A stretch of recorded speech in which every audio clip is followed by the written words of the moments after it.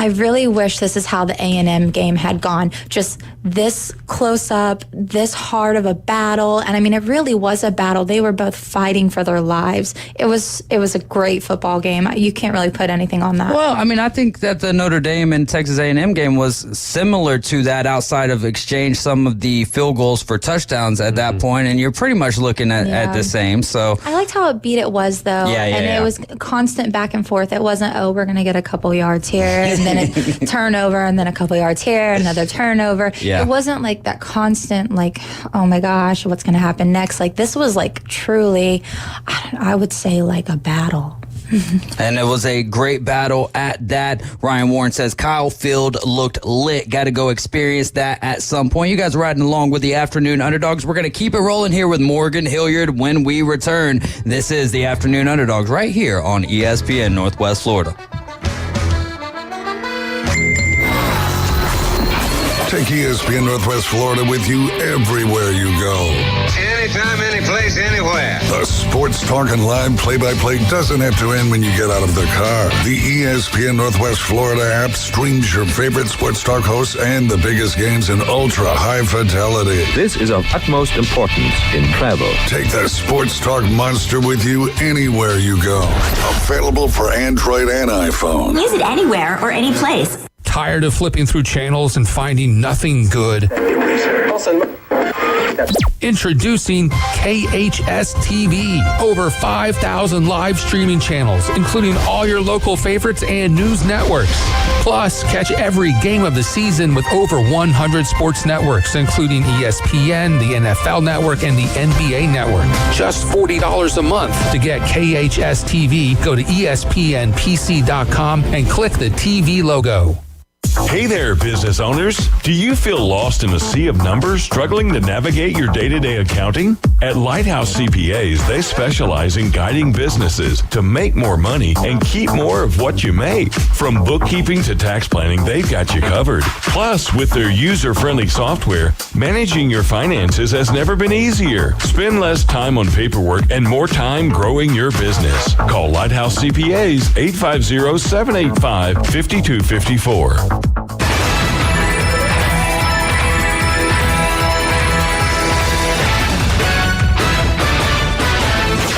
From the Auburn Sports Network, Alpha Insurance presents Auburn Sports Today. Here's Brad Law. Auburn football continues preparations today for Saturday's game against Cal. Head coach Hugh Freeze on a totally new challenge for his defense. Tempo, spread, it's you have one game to go on with the new coordinator, but obviously we know where he came from and can use some of that too. But it is we're going to have to get ready for tempo when they go fast, and it's so that creates problems with communication, and we've got to make sure we're communicating very effectively. But it's they are new offensively. It's different. Big quarterback, strong, good arm, can throw it. So it'll be another challenge for us. Kickoff against the Bears is Saturday at 2:30. We'll have pregame coverage right here at 11:30 Central Saturday morning outside Jordan-Hare Stadium. Auburn soccer is unbeaten and unscored upon so far this season. Our defense has been outstanding, and that's not just the four in the back. That's full around the field. We've had front players coming back to make real good defensive runs back. We've had great pressing overall. Our front players have really nailed down what our press needs to look like. And our back four, it's awesome to play in front of some veteran backs and people that just want to keep getting better. And I'm just really proud of our team overall. That's Maddie Prohaska. She is the reigning SEC Defensive Player of the Week. The Tigers aim for 6 in a row to start the season tomorrow night at Samford. Until tomorrow, I'm Brad Law for Auburn Sports Today.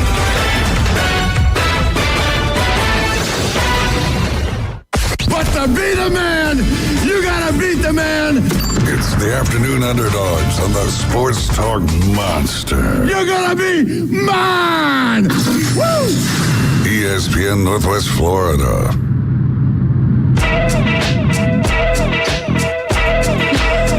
What's going on, man? We are back here for our final segment of the afternoon. David Hayes, AG, also known as Fano, all over YouTube right now. I don't think we're experiencing any technical difficulties, but I am getting the white ring of death, if you will. Our internet is fine on this side. Facebook is working over here as well, so not sure what's going on with YouTube. You guys can call or text us at 850-215-6290. And in fact, for all of our YouTube chatters over there, join the chat over there on Facebook. Just go to Facebook and type in ESPN Northwest Florida. That way Fano can still read your comments.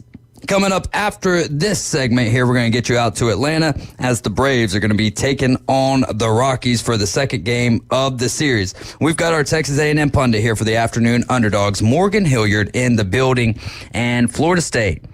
So your wisdom teeth, that area is probably feeling even better by Monday, right? Labor Day. Nothing really going on. Boston College, Florida State. Florida State just took the loss to Georgia Tech, so they got to bounce back, right? Got to get a huge win here. They don't, though. They fall 28-13. Is FSU, we asked you this question last week, Morgan, is FSU cooked? Oh, man. If they come out, I'm sorry, I'm not a we in this. I'm glad I'm not a we in this. Sorry to all my FSU fans. But if they come out looking like this again in week 3, I'm going to say that is a wrap. I don't think they really performed at all. And what I thought was the most interesting about this game is that Boston College was manhandling these dudes. I mean, these are big dudes. And if I stood next to them, they would clearly look like giants. I'm only like 5'3", but there were a couple of plays where the plays ended and, there's all that momentum. You're still pushing. You're waiting for the whistle. And they just picked the Boston College players just picked these guys up and I saw one play where he picked him up and carried him across the field and then just kind of dropped him there. And then what about the play where they were doing a little bit of taunting on field and the Boston College player got pushed by the FSU player and then he did the little fake out. He dropped. He was so dramatic. And then he got up. The ref called the penalty and he did the gritty. It's would you? I feel like, because, all right, in the NHL, might be the only league. They do call flopping sometimes in the NBA, yes. But in the NHL, if you flop, if you will, it's called embellishment. So you're going to get a 2-minute penalty on yourself. Diving, but they call it embellishment, though, in the NHL. Unless they changed it used to be diving was the official call, unless they changed the word diving to embellishment. Yeah, they call it embellishment. Whatever you want to call it, it was disgusting the way he got up and did the gritty. Danced all over that boy. It was hilarious. Celebrate getting a penalty call when you weren't actually hurt, that should be a flag right there for taunting is a call anyways, right? It was definitely taunting, right? Yeah. Offset him, yeah. It was definitely taunting. I just thought it was very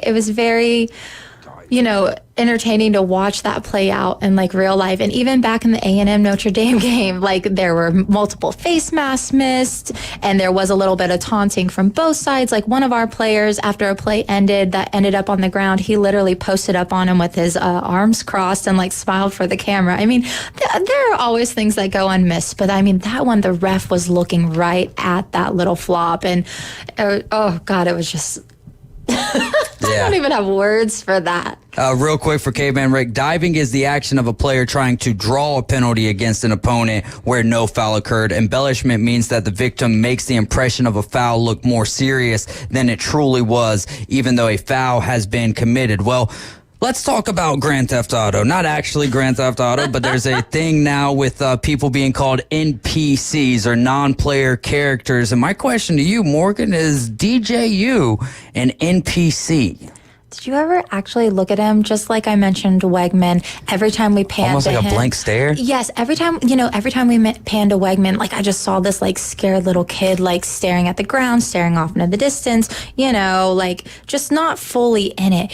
But DJU just has no reactions. It's almost like I'm on a character screen, choosing between my options. What am I going to do? Am I going to run a pass route? Yeah. And am I going to run the horseshoe? I don't really know which way I want to go. And he just stands there, and if you're watching on YouTube or live, he's Yeah. Like he's even got the little bop. Yeah. He's got the bop with it. Like he's literally just standing there, like he's waiting for you to choose what option he takes in this RPG. Maybe you should hang out with Jameis Winston and get a little character, man. Eat some W's on the sideline. I mean, once you steal some crab legs, I think you've got all the character qualities you need. Your attributes have just shot through the roof at that point. Yeah. Plus, the man gives a great speech. I don't think anyone can deny that. Now, I've heard some of the FSU fans say, DJU is not the only problem. He's not even the root of this problem. And I agree to that, right? I would say, look at your offensive and your defensive line. Then you look at even when they get past your defensive line, your linebackers and your defensive backs are barely able to stop the run as it is. They did better in the second half than what they did in the first half. And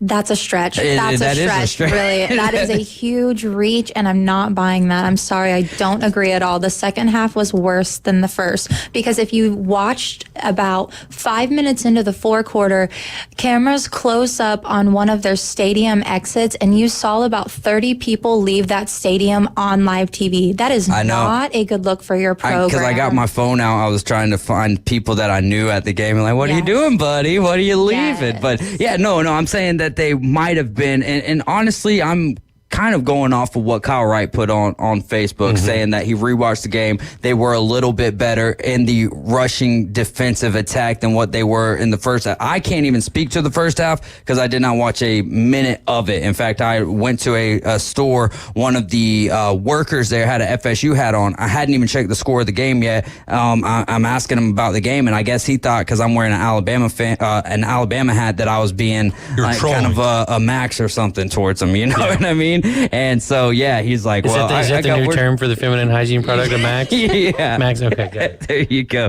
You are way behind on feminine hygiene, my guy.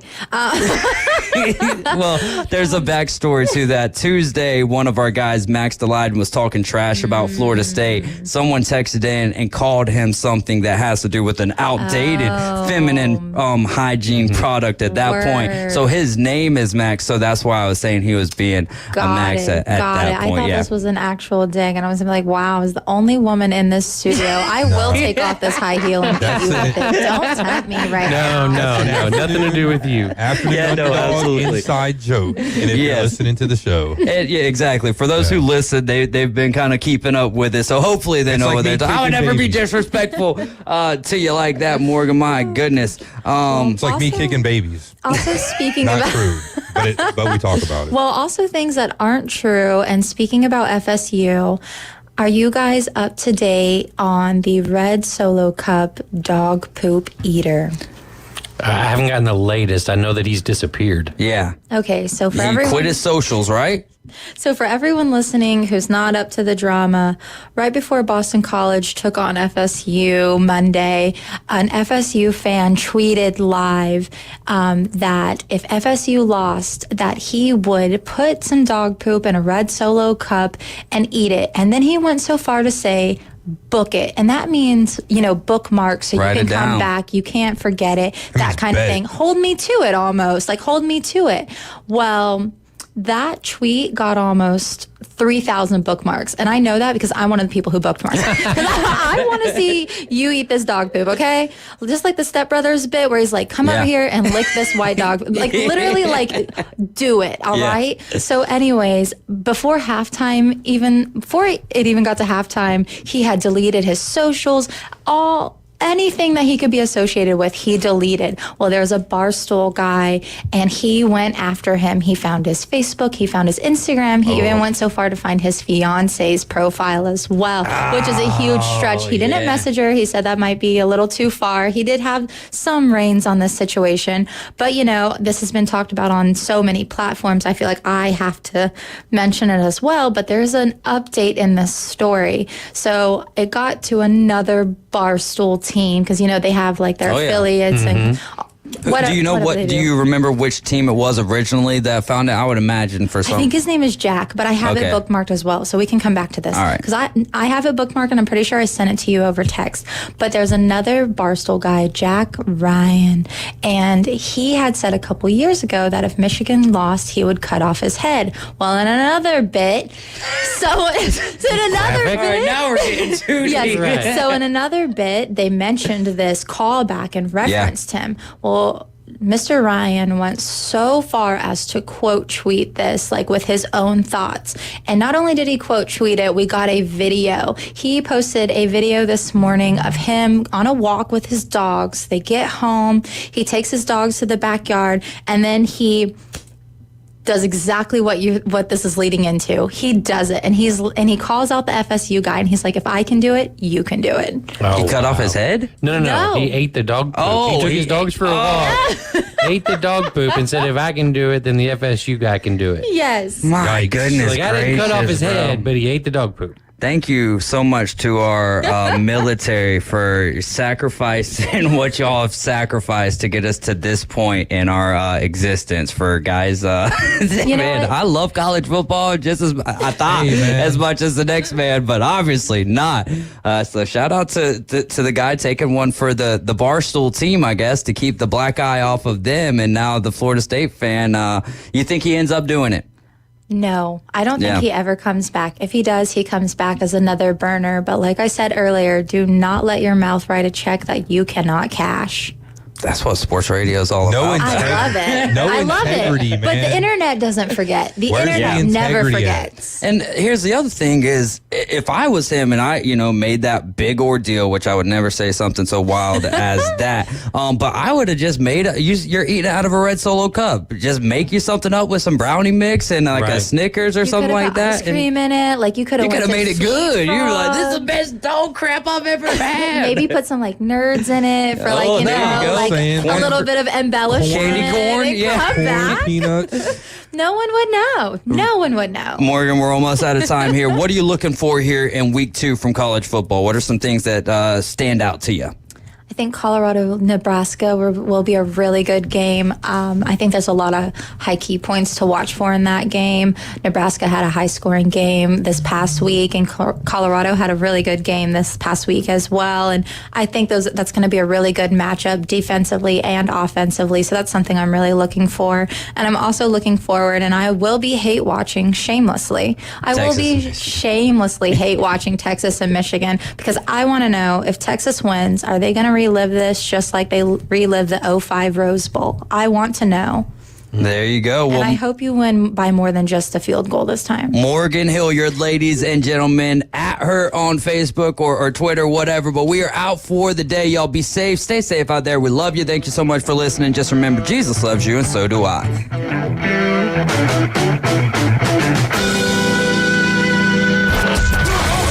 ESPN Northwest Florida. The Afternoon Underdogs. See, I go too far back. I remember waiting at the record store at midnight for the CD to come out. But Brian, we know you're old.